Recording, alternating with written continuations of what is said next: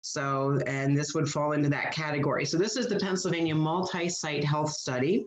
And this is a meeting of the Bucks and Montgomery Counties Community Assistance Panel, or BMC CAP meeting. And I'm glad to see everybody. A lot of us have met a few times previously, but this is our first official meeting with everybody, and that it is open to the public. So here's a quick agenda of today's meeting. We'll have introductions and sort of a purpose, like revisiting the purpose of the CAP. We'll have the health study update, tell you where we are in the process. That will be given by Rachel Tuman of RTI, who is our grant partner. Then we'll talk about the formation of subcommittees. Then we'll talk about study recruitment strategies and maybe look at a proposed schedule for doing that.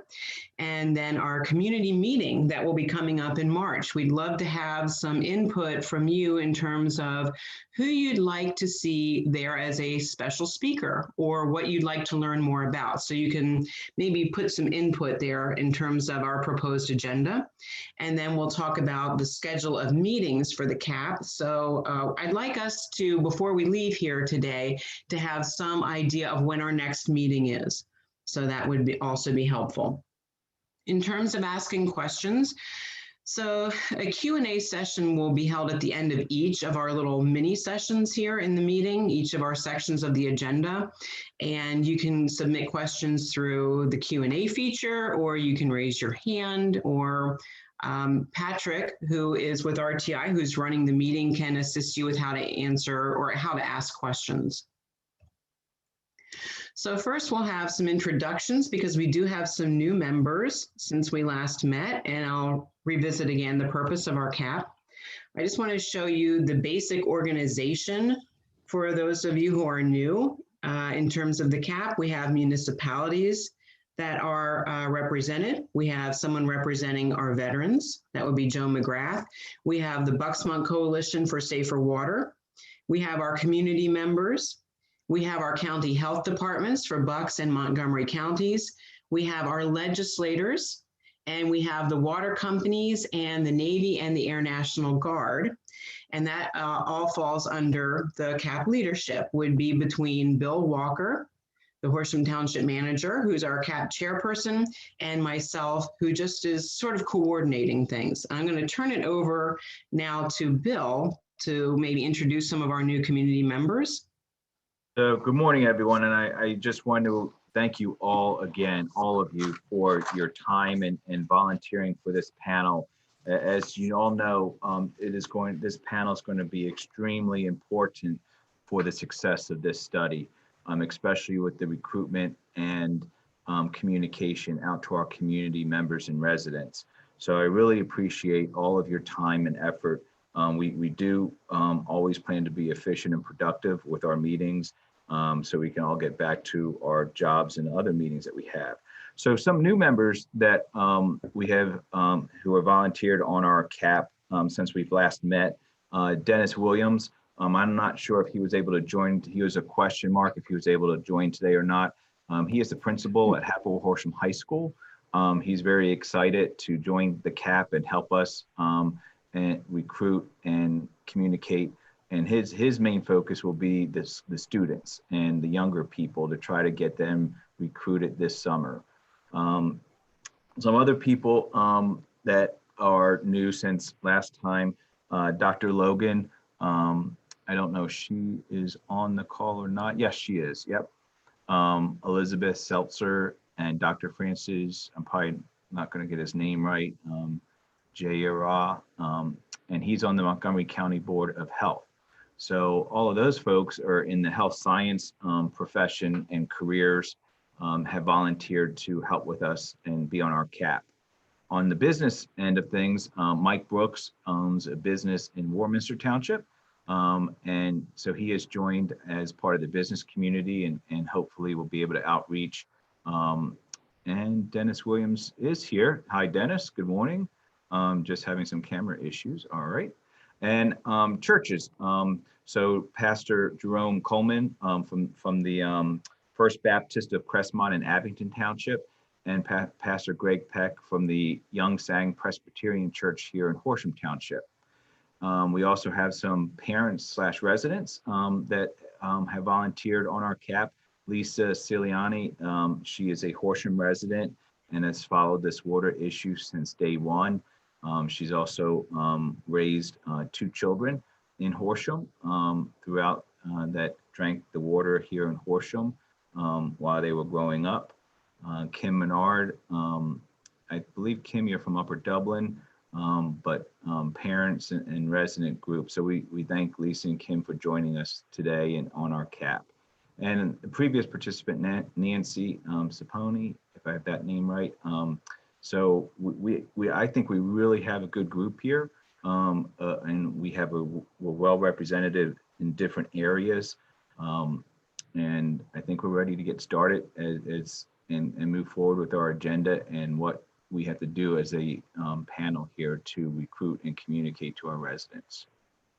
I just want to clarify that previous participant would be previous study participants. So we felt it was important to have somebody who's already been through the process on here, and Nancy was gracious enough to volunteer in that role. So an explanation again of our community assistance panel. This is the Bucks and Montgomery Counties Community Assistance Panel, or the BMC CAP.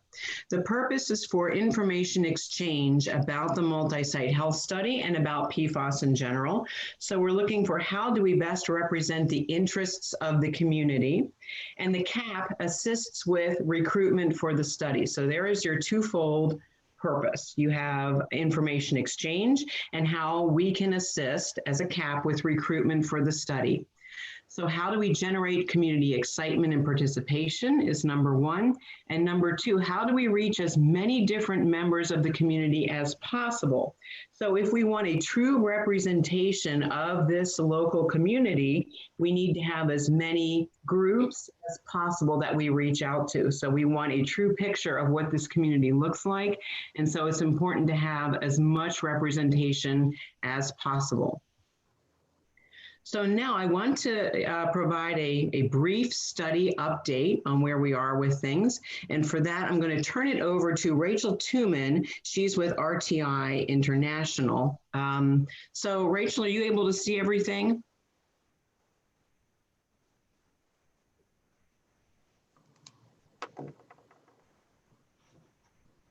I am. Can you hear me now? Yes, I can hear you. Please. Okay. It's trickier when you have to unmute your phone and get unmuted as the presenter in that double process. So it'll be a brief update in part because much of the information, for instance, about sampling and recruitment is similar to what we've discussed at prior CAP and public meetings, that we are still planning this kind of 2-tiered sampling and recruitment strategy of targeting participants in households with private wells that had higher PFAS levels than 70 parts per trillion, as well as the prior cohort. And we'll be doing that via address-based sampling in the geographically defined area. And then we'll also be open to volunteers from our 3 areas. And in general, the geographic boundaries we're targeting might remain the same, with that overall recruitment goal of getting approximately 1,000 adults and 300 children enrolled. Next slide. Rachel, it's Bill.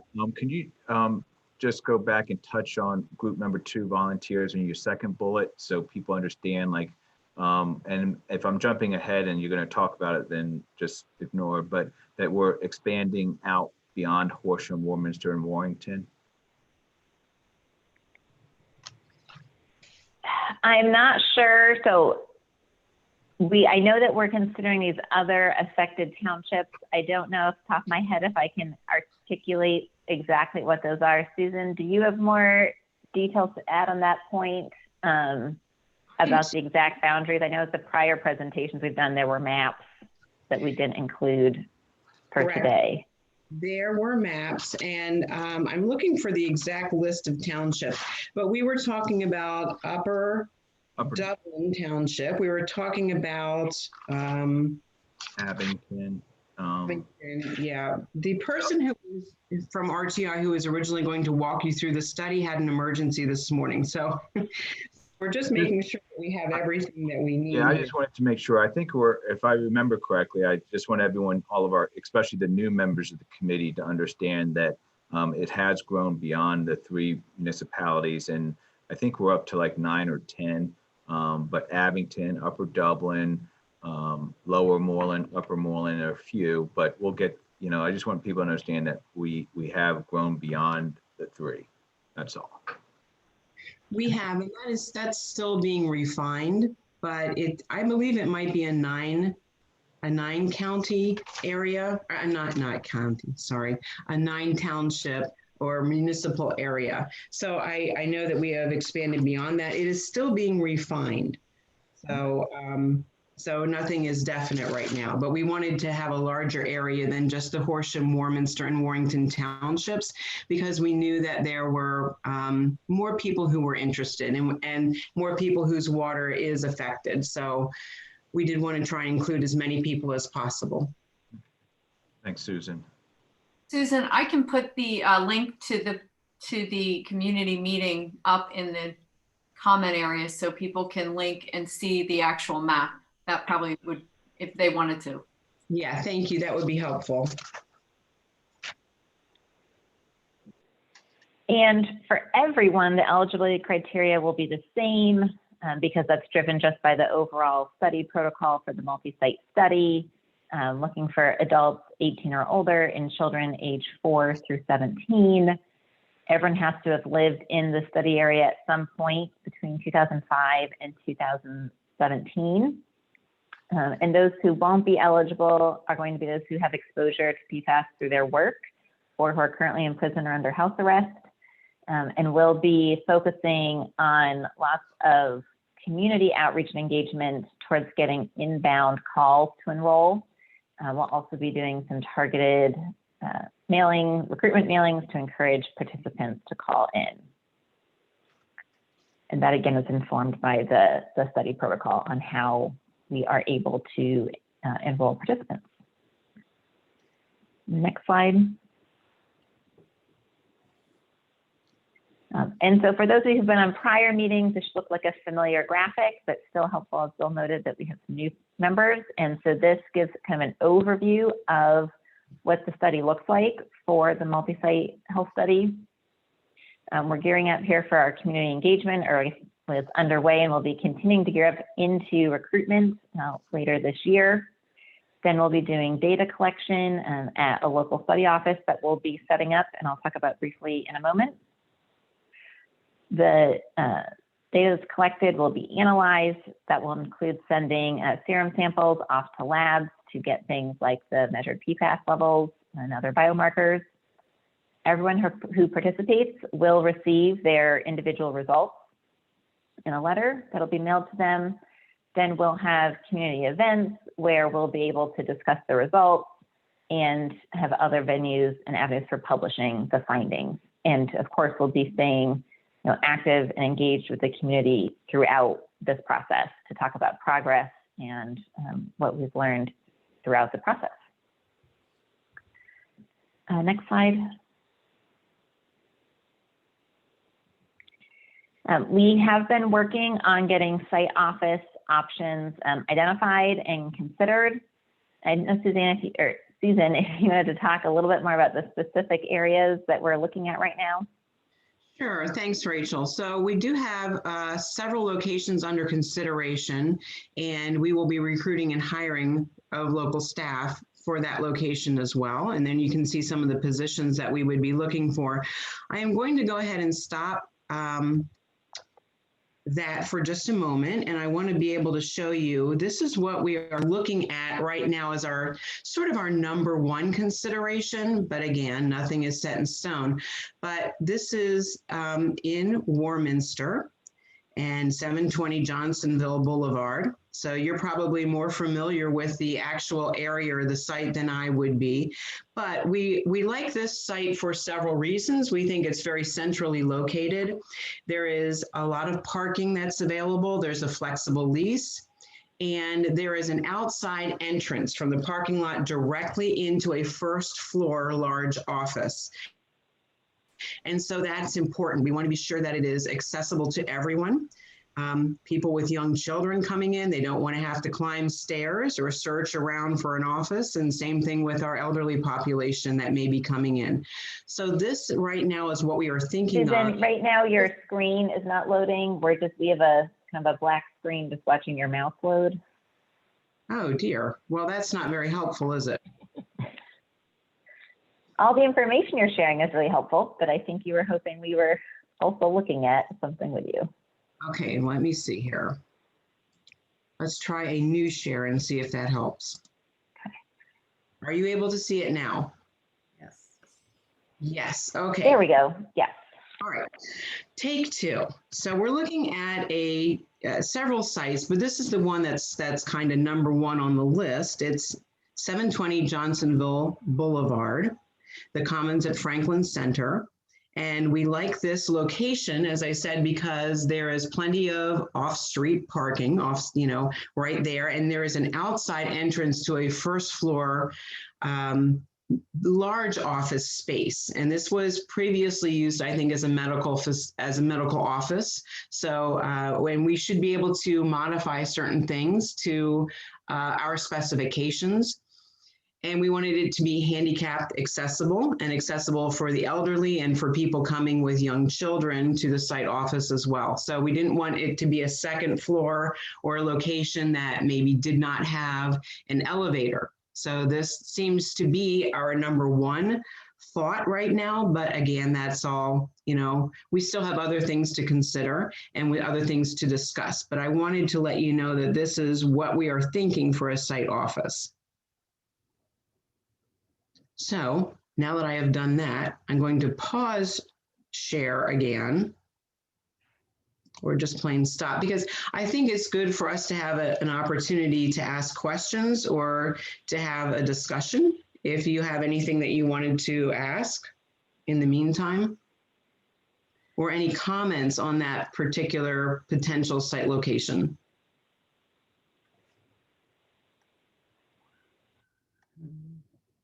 Susan? I did have a question. Okay. Who did I interrupt? You can go first. Oh, no, Lisa, go ahead. It's Joanne. Go. All right. So my question for the community volunteers, the people who aren't already targeted, the ones that do we have to have goals within that group of age groups? Well, we would like to have as the best representation possible. I don't know that there are set goals that we want a certain number of 65 and above, but we do want to, be as even as possible. But in terms of, do we have exact numbers of each group? We do not have that determined yet. Right. But yeah, certain age groups will be much easier to get than others. And the only other first comment, in my years of working at the Montgomery County Health Department, I was director of clinical services there. We did as much in-home visiting for difficult to reach people. So in the planning, if it is possible for those who cannot get to a center, to send a nurse or a phlebotomist and a nurse or a community worker and a phlebotomist to a home with an appointment. I know these are COVID times, but their public health is going on in the home today as we speak, not like it did years ago, but it's just one thing to make. That's why I asked about the recruitment numbers. If you really want certain groups that might not be able to get to the center, even though it's going to be accessible and everything, it just might be good to have that as a plan. If it's possible. Okay, well, that is good to take under consideration. I see that Laura is here from ATSDR. Laura, do you remember if that is in our protocol that it allows for in-home visits? I'm searching it right now as we speak, but I don't remember that being explicitly described. So. I kind of thought that I think that it does. Like within an hour. Or there's within some sort of a distance or a time. So sorry, Laura, I didn't mean to put you to put you on the spot, but I do think that there is an allowance for that. That was pre-COVID, so we have to, make sure that that is within the protocol of the COVID-19 procedures. So, but yes, that I think is under consideration. Great. Another question on the tail of that one, the location from the opposite end of the geography seems kind of far away for some of the potential areas that are being asked to volunteer, that are beyond that target, ring, that next ring out. And so I guess my question would be, if it can't be done in home, is there a possibility of some form of a mobile unit or some form of a one-day kind of appointment that you can get locally or closer to your area? I know the Willow Grove Mall parking lot has been having COVID testing, and I think other things added in as demand requires for COVID. And I'm curious if something along that model would be acceptable within the terms of the study. And then on a broader scale, are there new things that should be incorporated into the study, or is there any flexibility in terms of mode given COVID? I noted the piece about phone calls as something that, it was going to try and drive traffic for phone. And I'm not sure what the hours would be, but in terms of the path of least resistance, if there's multiple ways for people to reach out or to acknowledge that they're interested in having someone call them back so that the phone lines aren't clogged or things to that nature, just an efficient route for people to take, especially as people are balancing a lot of different things at home, to be able to make a phone call. Sometimes when you've got lots of family members in the house at the same time, it's a little challenging to try and schedule that. Would be great. Thanks. Okay, so I'm just looking at Laura's chat here. Okay, so the protocol says once potential recruits express interest, study staff will schedule appointments for them or alternatively for a home visit. Okay, yeah. So so that is in the protocol that we could do that. Again, we'll have to make sure that it jives, so to speak, with our COVID-19 protocols and those safety plans. So that is a possibility. All right, so Kim, remind me here. Okay, so one was the location, if you could have a mobile day or something to that nature, just because it's a 20-minute, with no traffic kind of distance from Upper Dublin to Warminster on a good day. So, and that's not a big deal. I'm just trying to figure out if there's a way to engage community members that don't have the ability to drive, and so forth. Well, I think it's an excellent suggestion. So I will write down that comment, and then we can talk about that with our grant partners and see if we are able to make that happen. Okay. But yeah, can I add real quick? That location has access to SEPTA buses and also the train, just FYI. Okay. All right. That's also good to know. All right. Any other questions before we go back? Just to follow up on Kim's idea, just to put it out there, maybe as we explore what Kim mentioned, the municipalities might be able to open up their libraries or community centers or recreation centers or municipal buildings for like the headquarters might be at Warminster, Johnsville Boulevard, but maybe, the people can come out and you can have a day in each municipality. That they could open their library or some building that the municipality owns as just something else to think about. That's also, I think, a good idea. I think the problem with that is that once a blood sample or some other biological sample is taken, we have to be sure that we have on-site freezers, and we have to have ways of processing that sample very quickly and then storing it. So that is sort of the problem we run into, I think, when we have an alternative location. But again, I will certainly bring it up to the rest of the team and it can be discussed, because they are definitely good ideas in terms of outreach and trying to increase our participation. But that's, I think, what we can promise at this point is that we'll look into it. But there are unfortunately logistical issues with biological sampling. All right, any other questions at this point? Okay, let me see if I am able to go ahead and back to screen share and get the right screen. There we go. All right. I'll put us into our slideshow. Oh no.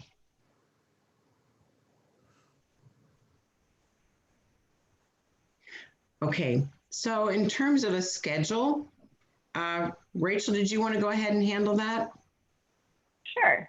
And I will note that for those positions we're hiring, as we get closer to hiring, we will share the postings with this group to encourage, you guys to also reach out to networks and let them know that we're hiring. So that'll also be a collaborative, kind of open process as we work to recruit for the study office staff.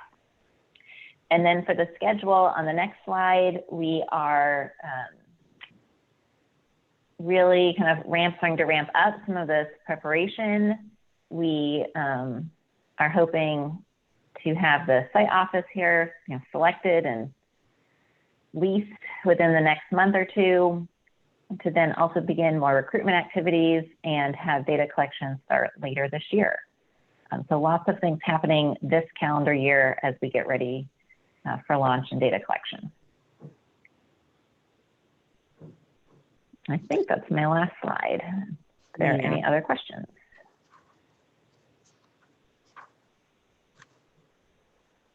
Okay, moving on to our subcommittees. I wanted to discuss, some of you had expressed interest in forming subcommittees for this CAP.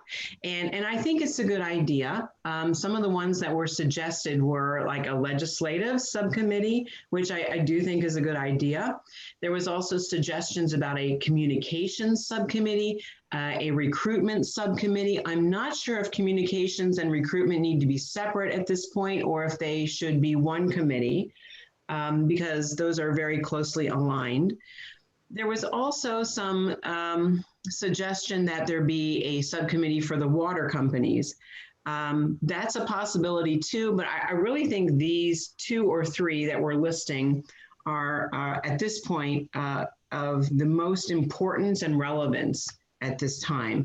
So I think if there are people that know right away that you want to be on one of these subcommittees, you can go ahead and let me know and I can mark that down. We will also send out a survey in the next day or so that gives you a little bit of time to think about it, and you can sign up if you're not sure right now, if you want the time commitment that's involved.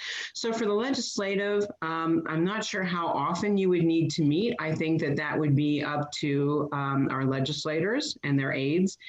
For the communications/recruitment subcommittee, that is something that really is going to require more time than just being on the general CAP. So I think communications and recruitment subcommittee would need to meet probably every other week at this point, just to be sure that we are creating plans and that we are on target and that we're keeping to it. So that's something to consider also in terms of the time commitment. And if you don't wish to be on a subcommittee, you just want to be on the regular CAP, that is fine too. So there's no pressure there. Is there anybody who thinks right now that maybe you want to be on one of those subcommittees?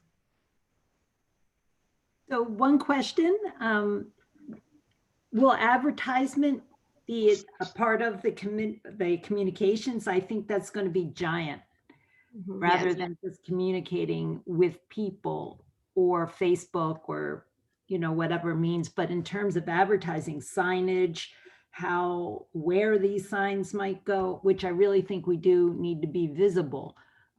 So I see that as like a big segment in addition to communication or within, I'm not sure, but I would be interested in that, in communication. Okay, I will mark you down right now for it. Is there anybody else who's interested in that? And I will show you in just a moment, Lisa, some of the ideas we have for the promotional, campaigns and things that can be done. They're certainly not set in stone, but I just want to give you an idea of some of the things that have already been created by other sites, and they're pretty nice.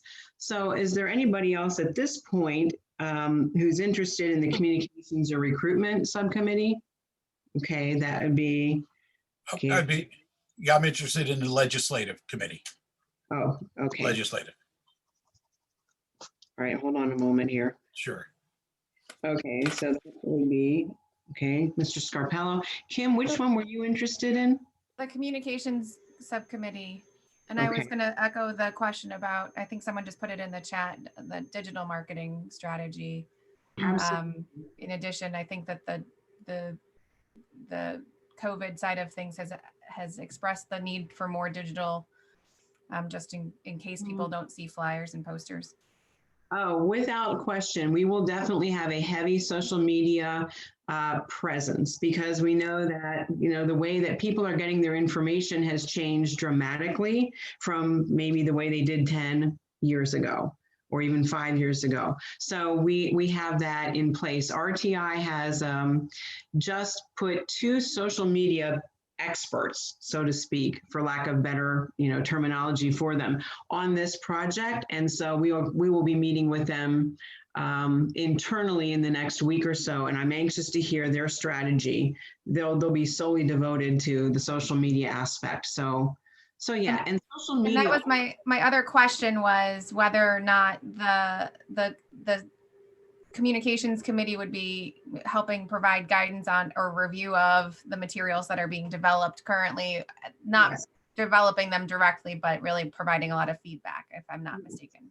Yeah, we definitely want to tailor these. So the ones I'll show you in a second. So anybody else that is interested in communications or recruitment, just at this point? Susan, you can put me down for communications as well. I can be a liaison because I know I'm going to be able to be on that social media meeting. Right. So, Okay. And the other thing with social media is we're also hoping that in your roles as either with the township or with the water company or with the schools or so on and so forth, that any social media sites you have that you're permitted to put this and share this would be welcome. Okay. And same with the legislators. If you want to share this on your sites, we certainly encourage that as well. Okay. Anybody that's interested on legislative? Susan, this is Joanne. I am. Okay, so Joanne, and I have Gary, and I'm assuming our legislators are interested in being a part of that. Okay. I think you have in the chat, Kathleen Joyce. Okay. Yeah, Susan, this is Linda Logan. I'd be interested in finding out more about that subcommittee. Okay, thank you, Dr. Logan. All right, so I have some preliminary names, and again, I will be sending out something to everyone in the next few days so you have some time to think about it too, and think about and consider the time commitment. And just to, I think everyone knows, but you know, one of our jobs as panelists and being on this panel is, and one of the best ways is word of mouth. We need you all to your connections. For me, I'll reach out to my fellow 8 township managers, you know, once things get developed, and we already have a website, so you can already share the website, and you can tell them that, you know, recruitment is coming at township meetings, at township libraries, school districts. I know Dennis Williams is here. He has contacts with all the principals at the different high schools around in these communities. So Dennis can spread the word and spread all of our communication, social media stuff to those high school principals. So we need to use our connections and networks out there as things are developed. It sounds like, you know, these communities, if you all combine the 9 communities, you're talking over 100,000 people. But we did this, Susan and Dr. Watkins, you did our blood test a few years ago, and you were looking for 600 people, and you were only able to get 200, and we were shocked by it. And so it sounds easy. Well, geez, 1,300 people out of 100,000, this would be a no-brainer, but it's going to take some work and recruitment efforts. So we need everyone here. Once all the communication materials are developed, we need you to use your networks to spread the word and to spread out our information so we get 1,300 people to volunteer. And it's not so much that we had trouble with people being interested or wanting to volunteer for the study. We had more than what we really needed in terms of people who expressed interest. The problem is that with each stage, sometimes you lose people the more that they have to do, or when they have to come in or schedule that appointment, then we see people sort of dropping off when they find out that there is more that they thought that they had to do. So that's part of that too. I do think there's interest in this community without question. It's just a matter of keeping that excitement and having them follow through with each of the steps. I think, but yeah, this is a huge undertaking to get 1,300 people enrolled in a study, and we're excited for the challenge, but we definitely need help with it. All right, so I'm going to go back to the screen share because I do want to get through some of the rest of this, and then we'll have some more questions, or time for more questions then.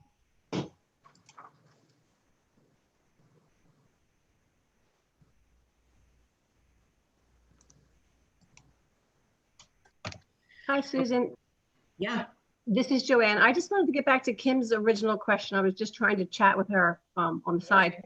Kim had asked about phone and recruitment and registration and how all that happens. And I just thought we could share what we do know, about the fact that, to answer her question, that we will have phone hours open outside of normal business hours. And that right now, which we see as a barrier to recruitment, which is something that maybe we all can be thinking about, is that registration will not be able to be done online. I think that's a biggie for busy people. We're so used to just grabbing our iPhones and registering for something online, like a COVID test or something. You don't want to have to sit there and dial and wait for a phone call back and play tag. But unfortunately, that is the way our registration is going to, from what I understand, have to happen. And I know that Hope and I, as far as our Bucksmont Coalition for Safer Water, are in some communications with ATSDR, maybe about trying to advocate for that change if recruitment doesn't, go well in the beginning. But I just thought everyone could maybe think about that might be somewhat of a barrier and how we can work around that. Yes, unfortunately, we have tried and tried and tried and tried. I can't say that enough times to try and get people to be able to register using the web. And it's not permitted in the protocol. So we've tried because we know that's what people are used to, and it's what is easy. We want to make it as convenient as possible for people, but we are constrained by certain protocol issues. So at this point, there is not a web registration. It does not look like we are going to get that. We keep trying, but I don't know that that is going to be an option. So there are certain things that are beyond our control, unfortunately. Okay, that's a communication challenge then, because you can drive people to the website currently, which is what we've been able to do and share with our neighbors that have been keeping up with this for the last 5 years, that want to see action, and to drive them to call someone, they won't. I think we're going to have to overcome that somehow, because that's a very difficult ask. Yes, it is. It doesn't seem like it, but no, people avoid their phones. So. It absolutely is. We're aware of it, and we're really discouraged about that constraint, but there's not a lot we can do about it, unfortunately. Yeah, I don't know. Hi, this is Linda Brown from RTI. And the other thing I've noticed on websites sometimes is that, a little call icon shows up where you can actually press it on your phone while you're searching the website or something, and you can call the site. So I don't know if that's something we could look into. So it's sort of a intermediate type of thing. They would already be reading this stuff, they're on their phone. So instead of being able to register on the website, though, they could hit this call button or something. Great. Restaurants have that, I think. Yeah, exactly. Right. Yeah. Or if you have a problem, press this button and it automatically will call the number. So maybe that's something we could look into as maybe a middle ground for this. She hasn't been introduced, but Linda Brown with RTI is one of our lead investigators in this study, along with Dr. Watkins, who most of you are familiar with already. So welcome, Linda, and thanks for chiming in. If you have any other questions while we're all here. I have a quick comment, Susan. While we're all here and the townships are are here and present. I think my concerns are that the townships would allow us to put signage up and to give permission, like as a group, as a unity, as a community, to actually use signage, probably in a different way, because I know there's permits you need. I know there's different things that go into each township, have different restrictions, but I would hope that we could all come together here and allow this study to actually use signage all over the towns affected, so that we can get more more visibility. Thanks. Yeah, I don't see that being a problem. I think that's doable. Same in Horsham. Okay, so some of the recruitment strategies, and hopefully this will go into presentation mode momentarily. Okay, so we're sharing the information through the coordination with all of our community member organizations. So think about your community centers and places where, pre-COVID people would gather. Outreach to our local businesses, the schools, the healthcare providers. We really want to get healthcare providers on board. I think that's really important that they become educated and able to help with this. Promotion to the local media outlets. We know that's not as effective as it used to be. Definitely posting on social media, but people still read the newspaper and do listen to the news. So those are important to have the traditional outlets in there as well. And then hosting the information sessions, which would be the community meetings and other things. Again, if we are able to start to gather where you have things like parent-teacher, the PTO or PTA meetings, that would be a great place to start to reach out to parents, churches, retirement communities, all sorts of different places where we can host information sessions. And some of the promotion examples, then I'm going to show you yard signs have been used up in New Hampshire and with some success. And they're great. If you think about driving past a billboard, you can see, but that's extremely expensive and it's probably not in our budget. But yard signs are another way of, giving that drive-by advertising that would not be nearly as costly. Health-specific advertising, I'll show you what I mean in a moment. Flyers for doctors' offices, for community centers, flyers for houses of worship, and maybe some brochures as well. So what I want to do is show you some of that. Okay, let me see if resume share helps me. Okay, are you able to see that? No. No. No. Nope. Nope. Okay. All right, hold on a moment. You would think, being a professor, that I'd be used to this, but somehow I guess I'm not as awesome as I thought I was at it. All right, so this is one example. This would be something that would be in a doctor's office. So this was done for the site up in New Hampshire, which is sort of a pilot test site. And we would obviously personalize it with what would be pertinent to the Horsham, Warminster, Warrington, Southeastern Pennsylvania site. So there you have it. Call a number to sign up for the study. Your patients are concerned about PFAS exposure. We are too. We need your help. It tells why we are studying it and helps you, it helps to get people to understand what we're looking for in terms of connections with PFAS, higher cholesterol levels, lower vaccine response, and so on. Then it gives you the phone number for a quick phone screening. This would be an example of the yard sign. This would be, as you're driving by, sign up for the health study. They're calling it the peace study. We wouldn't call it that, obviously. And there's the phone number, okay? And here is one I participated in. So it's kind of like the I voted or I donated blood. And there's your call number and so on. So those are just some examples Here's one when I talk about health specific or outcome specific advertising. This would be a poster that would be more specific to a health condition. So does PFAS exposure lead to something like ADHD or high cholesterol or ulcerative colitis? Okay, parents, we need your help to find out, or if it's not geared towards children, we need your help to find out.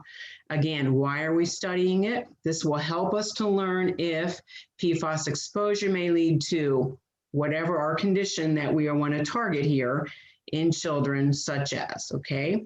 Again, there's your phone number. So these are the sorts of materials, the outreach and recruitment materials that have already been sort of put together, and we can modify them. We are permitted to go ahead and use this.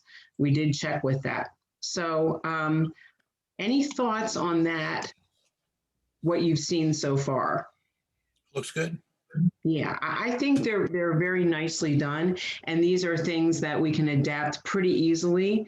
And it's more of a grassroots sort of approach to things, but I think it will be very effective. And again, that's something we would discuss more on our communications and recruitment committee. We would really roll up our sleeves and get things going on that. Okay. I had one question, and maybe it's based on the timing of when the PEACE study started.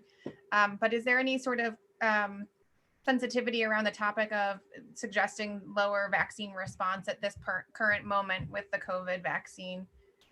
Yeah, that's a sensitive topic without question. And it's something that people have been asking about, certainly. We're hearing that in this community, there's concern about, PFAS and COVID. So yeah, we would have to be careful about some of that messaging, I think. We don't want to scare people unnecessarily. All right, we'll just get through the rest of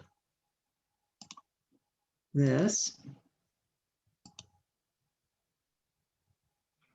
because I know we are running out of time. Okay, as we go into our community meeting, we're looking at either March 23rd or the 25th. That hasn't been determined yet. That would be before the religious holidays start. So I thought that was a good time. That's either a Tuesday or a Thursday evening. So we are interested in topics or suggestions that you would like covered or that you want to think about. You don't have to tell me right now, but you can certainly email or we can send a survey about it. The next CAP meeting, at the larger group, I think would probably be in April, unless you think we would need to meet before that. We are looking at having a grand kickoff event for the actual study starting in May. So I think it's good for us to meet as a CAP prior to that. And then our subcommittee meetings, again, we'll have to create the schedule with those subcommittees once we have them formed and once we're in them, and figure out a schedule and some feedback. So any ideas? Okay, so any ideas in terms of topics or suggestions that you would like to see in that next large community meeting about the study? Well, my main concern with the whole project is that COVID is on people's minds, not the water anymore. The water is still an issue, the history of it, the study, but people moved on. At least a lot of the people I know, like, well, yeah, the water problem, right? Now it's COVID. So just how do we overcome the giant issue of the vaccine and COVID, and compared to this issue, which is still important, how do we make it again visible? Because it's down now, the water issue. And PFAS is not the word that most people in the community use, in my view. They say the water problem. Okay. Right, Tim? Right? PFAS, like, what is that? Like, that is a scientific word that I don't think, from my experience, is not known or understood. Okay, well, that's important feedback to know, because I think some of us get very caught up in our work with PFAS and we just assume that everybody knows what we're talking about. So that's good to know too, that that is really referred to more as the water issue. So we'll definitely take note of that. I would The second health that. study, maybe water health study would be something to me that would resonate. Okay.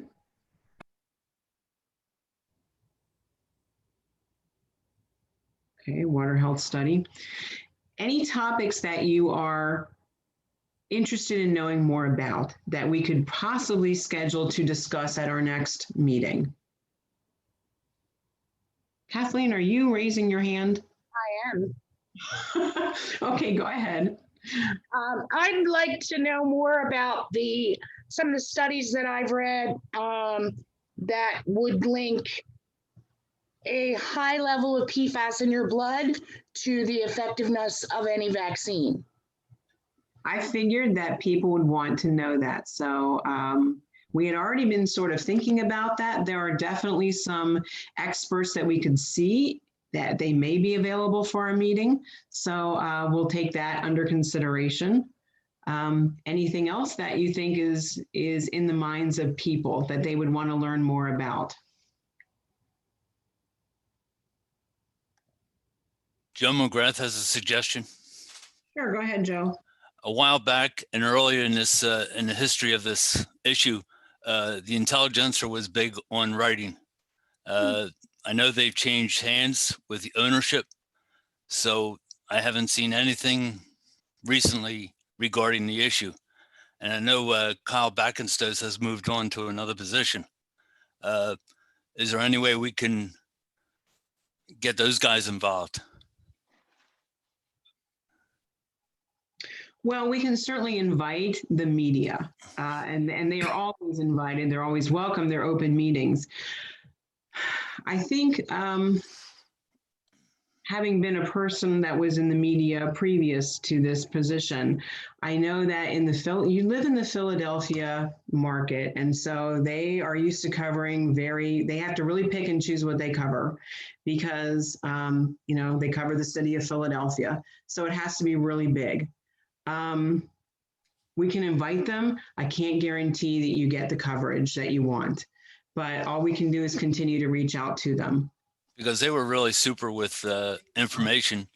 In fact, that unwell water article really encompassed a lot of what was going on. But ever since they changed hands, I mean, even my daily delivery paper is like paper thin. So they're not doing what they used to do. No, it is a problem. Yes, it's a problem everywhere. So I know we will continue to do our best, but you did lose a good resource when Correct. I know that. So in the chat, I see, are we hoping for a live kickoff? Yes, we are. And Mr. Williams, do we need to generate historical knowledge? I think is a good thing in our presentation. So I'll put that in as a suggestion also. And yes, COVID is COVID's competing with everything, isn't it? Unfortunately. Okay, and then Kim, Laura responded to your question about the sample size there in the chat too. All right, so we have 3 minutes, and I knew that we would probably use up all of our time. I think it's been a good session. Is there any, well, I guess we really can't discuss things like our next meeting right now. So I'll go ahead and email something out in terms of a schedule, and hopefully that will work with people. Any other last questions before we try to wrap this up? One question, in advance of the next meeting, if we're trying to get more mindfulness about the water again, one thing that's gone missing since COVID started is the updates and the routine updates that some of the not the municipal waters, but the private water companies had been providing routine monitoring of the water, and they've stopped doing that since COVID. So in advance, it would be helpful, potentially maybe the legislative team could look into this, or whoever's working on the water company side, to just make sure that everyone's ready for this to launch. And so that when there is new information that they could potentially start sharing it, or if they're no longer going to be updating the Water Facts website. I know a lot of people look at that to see if their water is, quote, safe at the moment. And that's been really hard in the last year and a half to be able to detect directly. So just a thought. Well, and one of them, Susan, we talked about it, and Kim, we talked about possibly, and we don't have this confirmed, but actually having the water companies be able to send out in their bill or send out in an email about the MMS study. And so maybe we could coordinate that with an update on PFAS if they're willing to do that in their water, in your water, and then also promote this study at the same time, because that would really connect the water with the study and with what you're looking for as well. It might engage people. That strikes a good other idea, Hope. The companies that are coming in to filter water at homes, like the Culligan style, they might be another place where, I don't know, in terms of providing material on the study as well. I know that they get a lot of calls. Okay. I think we had a really good meeting. I think we've had some good discussions. So I think we are off to a very good start. Are there any last questions before we wrap up? Because it is 10:30. I know our legislators really need to focus on being in session shortly. So, Susan, I have just one quick question. What do we have in our toolbox in terms of incentivizing people to join? So there are incentives. I believe that it is $25 per step. So I think that a person, am I right, Laura, that they can earn up to $75? Do you know offhand? Or Rachel, do you remember? Yeah, it's $25 for the blood draw. Then it's $25 for a health questionnaire. And there are neurobehavioral assessments for children, and then that's an additional $25 if they complete it. Yeah, so I think it's up to $75, I think, per participant, but there are incentives. So yeah, my experience has been, incentives definitely help. We've had to ask folks to be willing to be sample sites, and you give them a little credit on their bill or something like that, and it really it really encourages people to participate. So it's great that we have that. Okay, excellent. Thank you all. I'm so excited to really get started on this and to start with our subcommittees and so on. Sharon, did you have anything you wanted to add before we close? No, I just want to thank you, Susan. I think you're doing a great job, and I'm really pleased to see the participation. I know these virtual meetings are hard, but it's great to see everyone. Yeah, it would be so nice, I think, if we could all meet together face to face. I was really looking forward to that, but we want to definitely be safe, obviously. Okay, so thank you, everyone, and I will send out some emails that have some surveys and things of that nature, and we will really roll up our sleeves and get to work on this. It's very exciting for us. Thank you. Hey, thanks, everyone. Bye. Thank you. Have a great day. Thanks, everyone. See ya.